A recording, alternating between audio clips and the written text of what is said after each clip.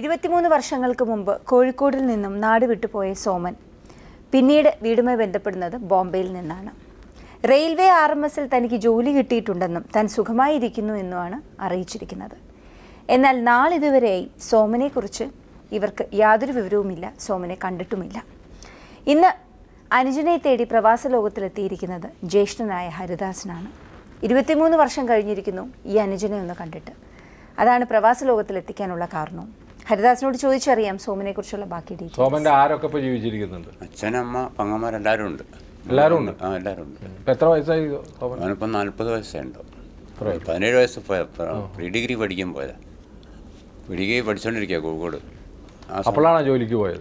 അതെ, അന്ന് ഇവിടുന്ന് നാട് വിട്ട് പോയിട്ട് അവിടെ ബോംബെയിൽ RMSൽ ഒരു ജോലി, RMSന്റെ ഗോഡാണിൽ ജോലി കിട്ടിയെന്ന് പറഞ്ഞിട്ട് കത്ത് ബോംബെയിൽ പിന്നെ വന്നില്ല. പിന്നെ എൻ്റെ ഇടയ്ക്ക് മറ്റേ രാജീവ് ഗാന്ധി വധം മറ്റേ ഇതൊക്കെ പ്രശ്നമായല്ലോ. അവിടെ നമുക്കാണെങ്കിൽ അങ്ങോട്ട് തെരഞ്ഞു പോകേണ്ട ഒരു സാമ്പത്തിക സ്ഥിതി അന്നില്ലായിരുന്നു. അപ്പം അങ്ങനെ അങ്ങ് നീണ്ടുപോയി. പിന്നെ ഒരു വിവരമില്ല. ഇല്ല, ഇപ്പോൾ ഒരു വിവരമില്ല. ആരും കണ്ടുവരില്ല. കണ്ടൂരെന്ന് പറഞ്ഞാൽ അന്ന് ബോംബെയിൽ മൂസ ടീ സ്റ്റാൾ പിന്നെ വീട്ടിൽ നിന്ന് പറഞ്ഞൊരു സ്ഥലത്ത് നമ്മുടെ നാട്ടിൽ രണ്ടാൾ കണ്ടു. അത് 10-15 വർഷം മുമ്പാണ് കണ്ടു എന്ന് പറഞ്ഞിട്ടുണ്ട്. പക്ഷെ അതൊന്നും പിന്നീട് അതൊക്കെ പിന്നെ നമ്മൾ കുറേ കാലം കഴിഞ്ഞതിന് ശേഷം എങ്ങനെ കണ്ടിട്ടുണ്ടെന്നൊക്കെ അറിയുന്നത്. ഡിപ്പാർട്ട്മെൻറ്റ് പോലീസ് പരാതി കൊടുത്തിരുന്നു. പക്ഷേ അന്ന് പിന്നെ അന്ന് സാഹചര്യം എന്താ 23 വർഷം മുമ്പ് ഫോണോ അതുപോലത്തുള്ള സൗകര്യങ്ങളല്ല. 23 വർഷമായിട്ട് നിങ്ങൾ അവരുടെ അന്വേഷണം നടത്തിയില്ല? നടത്തിക്കൊണ്ടിരുന്നു. ബോംബെയിൽ ഗൾഫിലൊക്കെ നമ്മുടെ ആളുകൾ പോയിക്കൊണ്ടിരിക്കുമ്പോൾ ഫോട്ടോ കൊടുത്തയക്കുകയും കാണുന്നുണ്ടെങ്കിലൊക്കെ ചെയ്യുന്നുണ്ട്. പോലീസിൻ്റെ അകത്ത് അത്രയല്ലേ ഉണ്ടാവുള്ളൂ, അങ്ങനെ ചെയ്യാനും കഴിയുള്ളൂ. നമ്മളതുപോലെ നോക്കിയിരുന്നു, ഫോട്ടോ ഒക്കെ കൊടുത്തയക്കും. സോമ എങ്ങനെയുള്ള സ്വഭാവക്കാരായിരുന്നു? പഠിച്ചുകൊണ്ടിരിക്കുക, 17 വയസ്സല്ലേ ഉള്ളൂ. പ്രീ ഡിഗ്രി പഠിക്കുക അന്ന്. ആരെ കൊണ്ടുപോയത്? അയാൾ സ്വയം പോയതാണ്. വീട്ടിൽ നിന്ന് രാവിലെ പോകുന്ന പിന്നെ ഒരു 10 മണിയാകുമ്പോൾ വീട്ടിൽ നിന്ന് ഇറങ്ങിയതാണ്. എൻ്റെ പിന്നെ ഇത്രയും നാളും വന്നില്ല അങ്ങോട്ടേക്ക്? ഇങ്ങോട്ടോ? പ്രവാസം വെച്ചാൽ ഓരോ പരിപാടി, പണിക്ക് പോകും, കാര്യങ്ങളൊക്കെ ആയിട്ട് അങ്ങനെ ജീവിക്കാന്നല്ലോ. ഇപ്പം എത്ര വയസ്സുണ്ട്?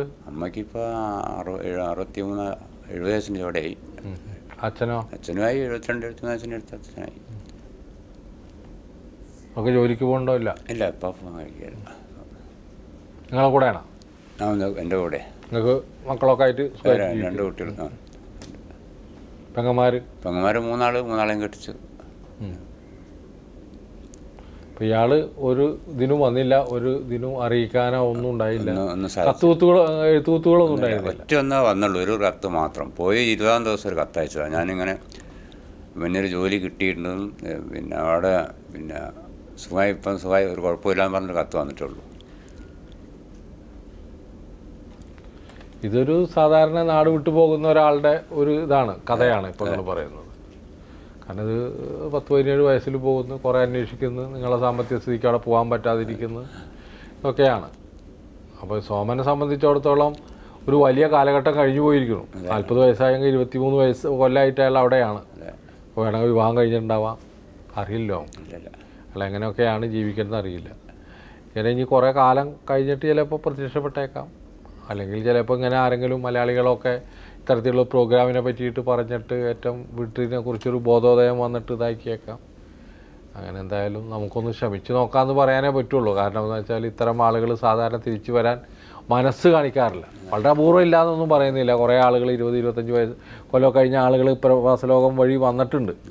പക്ഷേ അതൊക്കെ ഗൾഫ് മേഖലകളിലൊക്കെയാണ് പലപ്പോഴും. ഇത് ബോംബെ പോലുള്ള സ്ഥലങ്ങളിൽ കണ്ടെത്താൻ തന്നെ ബുദ്ധിമുട്ടാണ്.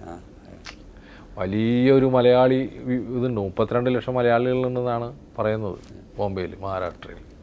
അത്രയും വലിയ ഒരു പോപ്പുലേഷൻ മലയാളികൾ അവിടെ ഉണ്ട്. അപ്പോൾ അതിൻ്റെയൊക്കെ അടിസ്ഥാനത്തിലുള്ള ഒരു അന്വേഷണമൊക്കെ നടത്താൻ പറ്റുമോ നമുക്ക് നോക്കാം. പ്രവാസ ലോകം പ്രേക്ഷകരോട്, ബോംബെയിലെ പ്രേക്ഷകരോടാണ് എനിക്ക് കൂടുതൽ പറയാനുള്ളത്. സോമൻ 23 വർഷം 17-ാമത്തെ വയസ്സിൽ നാട് വിട്ടു പോയതാണ്. പ്രീ ഡിഗ്രി കഴിഞ്ഞ ഉടനെയാണ് ഒരു ദിവസം രാവിലെ വീട്ടിൽ നിന്ന് അപ്രത്യക്ഷമാവുന്നത്. പിന്നീട് ബോംബെയിൽ നിന്ന് ഒരു കത്തയക്കുകയാണ് ചെയ്തത്, ഞാൻ RMSൽ ജോലി കിട്ടിയിരിക്കുന്നു എന്ന് പറഞ്ഞിട്ട്. കാലം കുറേ കടന്നുപോയി.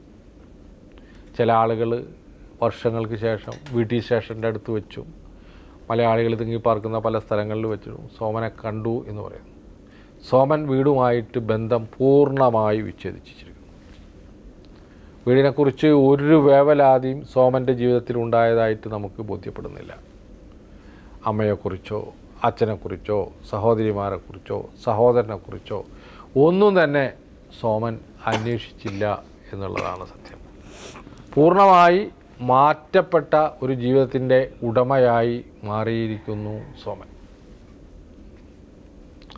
അത് തിരിച്ചു വരാൻ ബുദ്ധിമുട്ടുള്ളൊരു മാറ്റമായിട്ടാണ് എനിക്ക് തോന്നുന്നത്.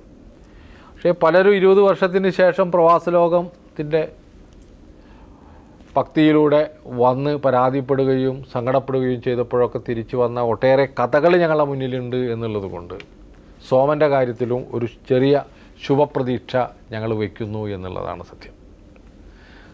സോമനെ കാണുന്ന ആളുകളുണ്ടാവും. സോമൻ ഈ പരിപാടി കാണുകയും ചെയ്യുമെന്നാണ് ഞാൻ പ്രതീക്ഷിക്കുന്നത്. ഈ പരിപാടി കണ്ട ആളുകൾ സോമനെ കണ്ടാൽ തീർച്ചയായിട്ടും അദ്ദേഹത്തെ ഉപദേശിച്ച് എങ്ങനെയെങ്കിലും ഒന്ന് വീട്ടിലേക്ക് വിളിപ്പിക്കുക. ഒരു അത്ഭുതമായിരിക്കും അങ്ങനെ സംഭവിക്കുകയാണെങ്കിൽ.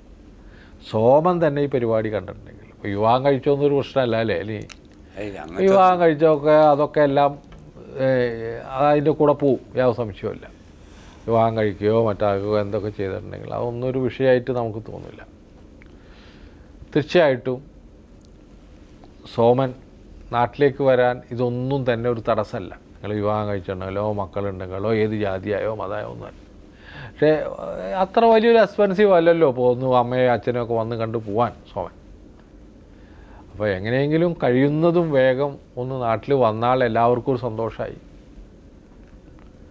ഇത്തരം പ്രോഗ്രാം കൊണ്ട് ഞങ്ങൾ ലക്ഷ്യമിടുന്നത് അറ്റുപോയ ബന്ധങ്ങളെ കൂട്ടിയോജിപ്പിക്കാനുള്ള ഒരു പരിശ്രമമാണ് കൈരളി നടത്തുന്നത്. അപ്പോൾ അത്തരത്തിലുള്ള ഒരു പരിശ്രമത്തിൻ്റെ ഭാഗമായിട്ടാണ് നിങ്ങളുടെ സഹോദരൻ ഞങ്ങളുടെ അടുത്ത് വരുന്നത്. തീർച്ചയായിട്ടും സോമനിൽ ഞങ്ങൾക്ക് പ്രതീക്ഷയുണ്ട്. എനിക്ക് പ്രതീക്ഷയുണ്ട്. കാരണം എന്ന് വെച്ചാൽ സോമൻ എങ്ങനെയെങ്കിലും കണ്ടു കിട്ടിയാൽ ഈ പ്രോഗ്രാം എങ്ങനെയെങ്കിലും കാണുകയോ എങ്ങനെയെങ്കിലും ഇതിനെക്കുറിച്ചുള്ള വിവരമോ സോമൻ്റെ മനസ്സിലേക്ക് എത്തിയാൽ ചെവിയിലേക്ക് എത്തിയാൽ തീർച്ചയായിട്ടും സോമൻ നാട്ടിലേക്ക് ഒരു ഫോൺ കോൾ ചെയ്യണം. അത് ചെയ്യും എന്നാണ് ഞാൻ വിശ്വസിക്കുന്നത്. അതിനുള്ള എല്ലാ സഹായങ്ങളും ഞങ്ങളുടെ ഭാഗത്തുനിന്നുണ്ടാവും. പ്രവാസലോകത്തിൻ്റെ ഒട്ടേറെ സുഹൃത്തുക്കൾ ബോംബെ സമൂഹത്തിലുണ്ട്, വളരെ സ്നേഹപ്പെട്ട ആളുകൾ. അവരെ ആരെയെങ്കിലും ഞങ്ങൾ ബന്ധപ്പെടുത്തി തരട്ടെ സോമന് വരണമെന്നുണ്ടെങ്കിൽ ഒരു പ്രശ്നവും ഉണ്ടാവില്ല, ഒരു ഇതുമില്ല, ഒന്നുമില്ല. നിങ്ങൾക്ക് സന്തോഷത്തോടു കൂടി നിങ്ങളുടെ അച്ഛനും അമ്മയൊക്കെ പ്രായമായിരിക്കുകയാണ്.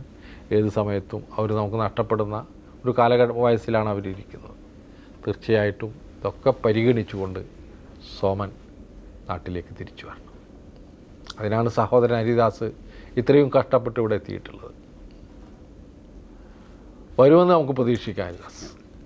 ഓക്കെ. സ്വദേശത്തും വിദേശത്തും കാണാതാകുന്ന മനുഷ്യരെ തേടിയുള്ള അന്വേഷണമാണ് ഞങ്ങൾ ചെയ്യുന്നത്. ഇത് പൂർണ്ണമായും സൗജന്യമാണ്. കാണാതാകുന്ന മനുഷ്യരുടെ വിശദവിവരങ്ങൾ, ഫോട്ടോ, അയക്കുന്നയാളിൻ്റെ അഡ്രസ്, ഫോൺ നമ്പർ തുടങ്ങിയവ സഹിതം ഞങ്ങൾക്ക് എഴുതുക. ഞങ്ങളുടെ വിലാസം: പ്രവാസലോകം, കൈരളി TV, കൈരളി ടവർ, പാളയം, ട്രിവാൻഡ്രം 34. ഞങ്ങളുടെ ഹോട്ട്ലൈൻ മൊബൈൽ നമ്പറുകൾ: കേരളം ഇന്ത്യ, റഫീഖ് റാവുത്തർ 9847920104. ഞങ്ങളുടെ ഇമെയിൽ അഡ്രസ് pravasaloகம்@gmail.com.